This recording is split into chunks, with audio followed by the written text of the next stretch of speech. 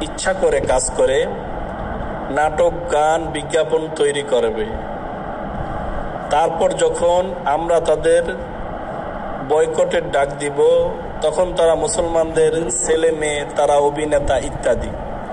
আর আমরা মুসলিম বাঙালি আমাদের জুতা দিলেও ভুলে যাই। জোবান সমকামী নাটক করলো ইচ্ছা করে, কিন্তু পরে মাফ চাইলো, বাঙালি আবার বেহুশ। তার নাটককে কি কমেন্ট। কোকা-কোলা নিয়ে প্রীতম হাসান গান করলো, তাকে বয়কটের ডাক দিয়ে ঘুমায়।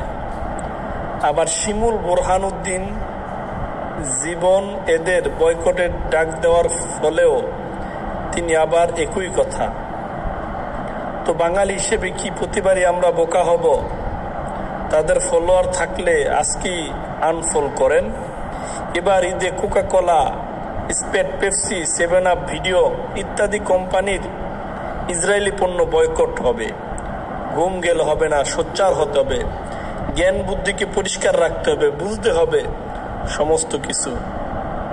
অবুঝ বালকের মতো বাঙালি মুসলমান হয়ে থাকলে চলবে না। আর আরও বড় বিষয় হলো, এগুলো কোম্পানি ইসরায়েল, সেটা বড় কথা না। এগুলোর অর্থ ইসরায়েলে দেওয়া হয়, এগুলোর ইনকাম ইসরায়েলে। আর তাদের কোম্পানির অনেক বড় বড় প্রতিষ্ঠান ইসরায়েল আছে, তাদের লভ্যাংশ ইসরায়েলে দেওয়া হয়। আপনারা ভালো করে ঘাটেন। নাটক ফাটক এই দান্দাবাজের মধ্যে পইরা প্রকৃত তথ্য না জানিয়া আমরা এই সমস্ত পণ্য গ্রহণ করব না। আর এমনিও স্বাস্থ্যগত কারণে আমরা দেখছি রোনালদো এই স্প্রাইট এগুলোর খাওয়ার কারণে কিডনিতে পাথর হয়, অনেক সমস্যা হয়। এই কারণে রোনালদো বলছিল আমরা পানি খান, কোকা-কোলা সরাই দিছিল। সারা পৃথিবীর মানুষ যেখানে এটা বুঝতেছে, আমাদের বুঝতে এত সমস্যা হয় কেন? বর্তমানে বিশ্বে মানি ট্রান্সফার সহজ।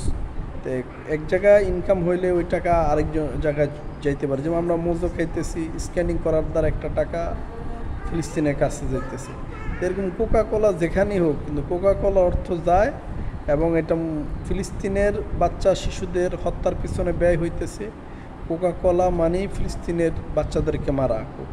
তো এতরূপ যাওয়ার কারণে এটা যদি আমরা না বুঝতে পারি, তাহলে আমরা তো আমাদের স্বাভাবিক জ্ঞানের মধ্যে আমরা দুর্বল আছি। আরও বড় কথা হইল, এখানে আপনি জানেন কি না, কোনো মুসলমান এবং খ্রিস্টান যদি যুদ্ধ হয়, কোনো মুসলমান যদি ভুল কর্মে ওই ইহুদি খ্রিস্টানের যুদ্ধে অংশগ্রহণ করে, যেমন আমেরিকা আফগানিস্তানে হামলা করার সময় অনেকেই মুসলমান ওই দেশের আমেরিকার পক্ষের সৈনিক হয়েছে, তার সাথে সাথে কাফের হয়ে যায়। আল্লাহ তাআলা আমাদেরকে রক্ষা করুক।